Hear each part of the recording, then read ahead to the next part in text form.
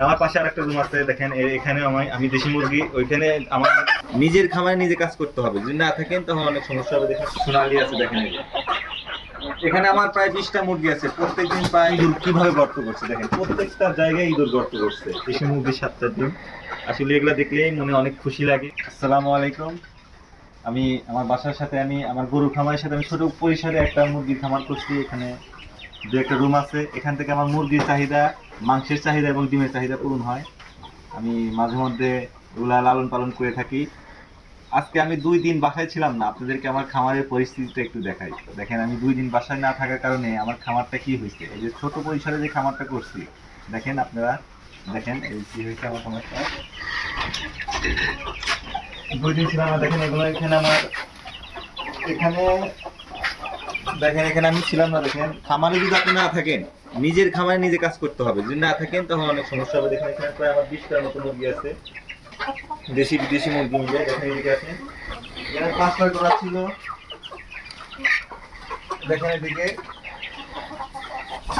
দেখেন এখানে মুরগি, দেখেন এখানে মুরগি এইমাত্র উঠে গেল। দেখেন ডিম পাড়ছে, দেখেন কতগুলো ডিম এখানে। আর বিশেষ করে সমস্যা হচ্ছে, দেখেন আমি এখানে ছিলাম না 2-3 দিন বাসায় না থাকার কারণে, দেখেন যারা মানে ছোট ছোট খামার করতে চান, যারা প্রশিক্ষণ ভাবে, যে আমি একটা ছোট খামার করলাম, ওখান থেকে কিছু মুরগি আপনি পরীক্ষাভাবে লালন পালন করতে পারেন। যেমন এখানে আমার অনেক দেশি মুরগি আছে, সোনালি আছে, দেখেন এখানে আমার প্রায় 20টা মুরগি আছে। প্রত্যেকদিন প্রায় 11টা 9টা 10টা করে ডিম দেয়।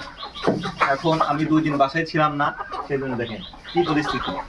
এখানে দেখেন ইঁদুর কিভাবে গর্ত করছে, দেখেন প্রত্যেকটা জায়গায় ইঁদুর গর্ত করছে। এখানে মানে প্লাস্টার করা ছিল, কিন্তু ওইরকম ভাবে প্লাস্টার করা ছিল না, সেই জন্য হয়তো এখানে ইঁদুর টিঁদুর দেখেন প্রত্যেকটা জায়গায়। দেখেন কি মাটি উঠিয়ে ফেলছে সব জায়গায়। এখানে আমি আপনার রাইস মিল থেকে আপনার যেটাকে বলে চিটা চিটা আর কি, ওটা নিয়ে এসে দিয়েছিলাম, কিন্তু ওগুলো সব এলোমেলো হয়ে গেছে। দেখেন নিচে পাথরগুলো সব উঠে গেছে। তাই যারা বাসায় খামার করতে চান, এই ছোট ছোট মানে পরীক্ষামূলক ভাবে যারা ছোট ছোট খামার করতে চান, তাদের উদ্দেশ্যে আমি বলতে চাই, আপাতত নিচে এই গ্রাউন্ড ফ্লোরটা আপনারা সুন্দর করে একটু প্লাস্টার করে রাখবেন, যাতে ইঁদুরের হাত থেকে রক্ষা পান। আর দেখেন এগুলো একটা খুশির ব্যাপার। এই দেখেন এই যে ডিম দেখতে পাচ্ছেন, এই যে আম্মা সম্ভবত ডিম উঠাই নিয়ে গেছে। এখানে আজকে সম্ভবত 7টা ডিম পাচ্ছে আর কি। দেখেন একদম চকচকা দেশি মুরগির 7টা ডিম, আসলে এগুলা দেখলেই মনে অনেক খুশি লাগে। বিষয়টা হচ্ছে, আপনারা যারা বাসায় মানে ছোট পরিসরে খামার করতে চান, লেখাপড়ার পাশাপাশি আমি খামার করতে চাই, বা আপনারা ছোট ছোট, দেখেন এই রুমের ভিতরে তো আমার 100 মুরগি আসবে, আপনি করতে পারেন, কোনো সমস্যা নেই।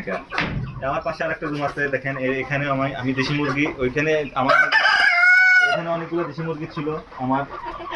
ওগুলা আসলে শীতের শেষের দিকে, আজকে চতুর্থ রমজান, সেই কারণে ওগুলো বিক্রি করে ফেলেছি। ওখানে আমি 2-3 দিনের মধ্যে আরো কিছু বাচ্চা নিয়ে আসবো, এবং আপনারা আমার সাথে থাকবেন, আপনারা আমার সাথেই থাকবেন। আমি কি কি করি আমি একদম শুরু থেকেই বলতেছি, আমি একদম নতুন খামারি। আমার কোনো জায়গায় কোথাও ভুল হলে আপনি একটু আমাকে পরামর্শ দিবেন, যে আসলে কিভাবে কি করব। আমি আপনাদের পরামর্শ চাই, আপনাদের কাছে আমি দোয়া চাই। আপনারা আমার জন্য সবাই দোয়া করবেন, আমি যেন একজন ভালো মানে খামারি হতে পারি। আমি আস্তে আস্তে সবগুলো চেষ্টা করতেছি যে কিভাবে কি করা যায়, কেমনি কি। অনেকদিন ধরে আমি ট্রাই করতেছি, তারপরে দেখা যাক, সর্বোচ্চ আল্লাহর ইচ্ছা। আলহামদুলিল্লাহ, আজকে আবার দেখা হবে কোন একটা ভিডিওতে।